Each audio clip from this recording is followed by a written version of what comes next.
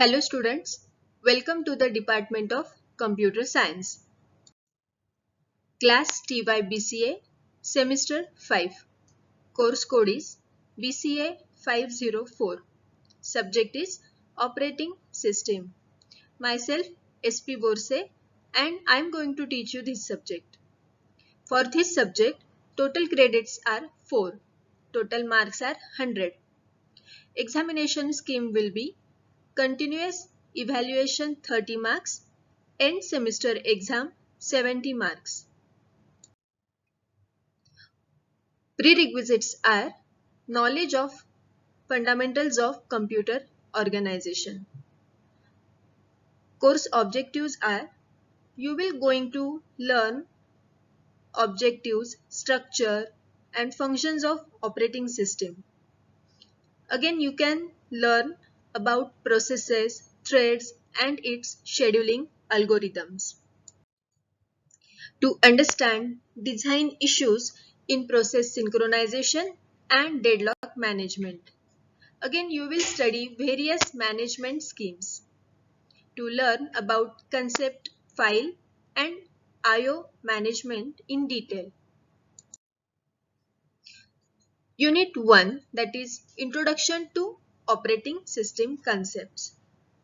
In this unit, you can understand different objectives, services and functions provided by the operating system. Again, you can see operating system as a user view and a system view. Evolution of operating system, that is different types of operating systems like batch, multi-programming, time sharing, desktop, real-time, distributed, parallel, multimedia and handheld systems.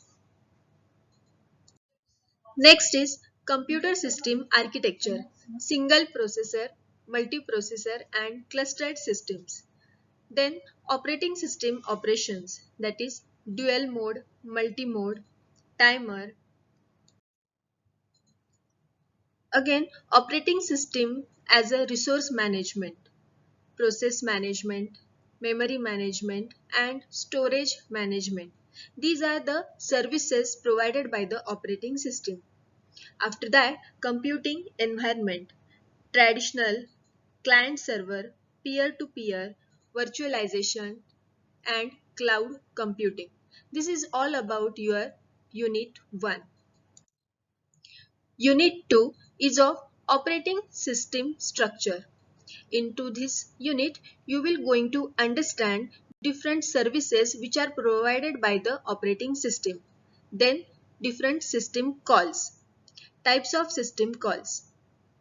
Then system program, system boot. Next unit is process and thread management, which is very important concept from this unit, that is process. Process model, process control block, which is nothing but PCB. Operations on process, process creation, process termination, then process scheduling. Into that you will going to learn scheduling queues, different schedulers, context switch, then inter-process communication. In multi-programming environment, you will going to learn all these concepts, that is cooperating processes, shared memory systems, message passing systems, etc. After that, thread concept is there. Then multi-threaded programming and multi-core programming. Then types of threads. Then multi-threading models. Unit 4 is of process scheduling. In a multi-programming environment, their important concept is a process scheduling. First of all, the basic concept is CPU and I/O burst cycle. Burst means the time required to execute the process. Then CPU schedulers. After that, preemptive scheduling, dispatcher, scheduling criteria and algorithms. There are different scheduling algorithms like FCFS, SJF, priority, scheduling, etc. Then round robin, multi-queue scheduling, multi-level, feedback queue scheduling. Unit 5 is process synchronization. Into that, problems with the concurrency race condition. Then next is critical section problem. Then SEMA 4. After that, classic problems of synchronization. Into that, producer consumer problem, reader writer problem, and dining philosopher problem. In examination, question always asked in any one of the process problem on synchronization. Unit 6 is deadlock. Into that, system models. After that, deadlock characterization. Means in a system, if deadlock occurs, which are the necessary conditions?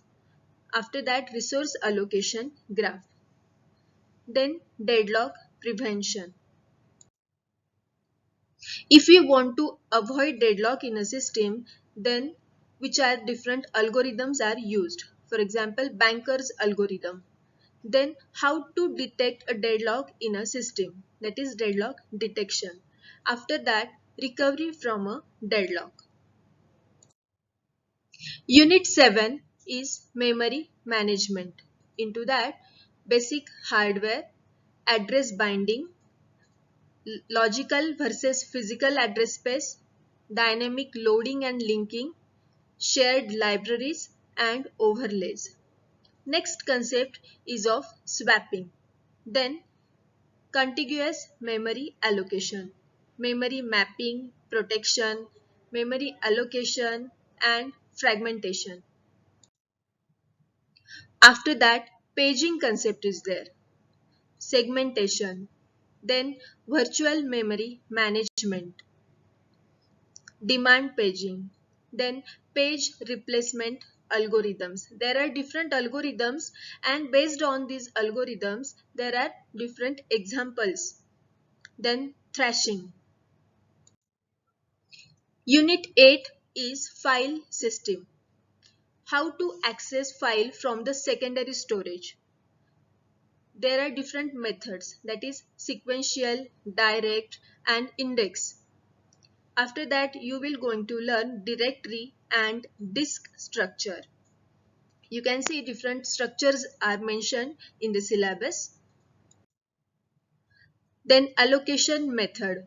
How to allocate file in a secondary storage. That is contiguous allocation, linked allocation, indexed allocation.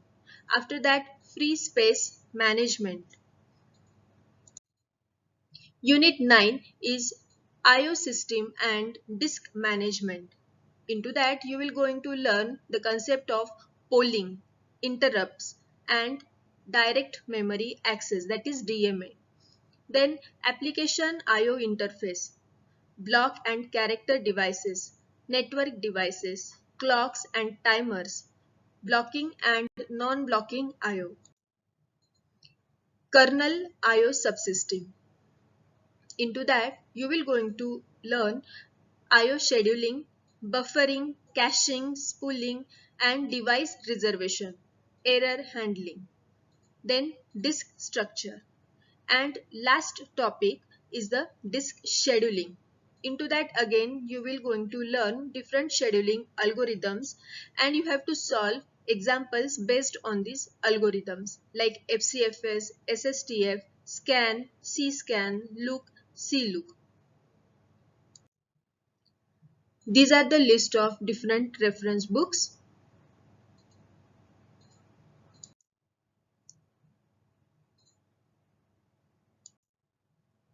Thank you.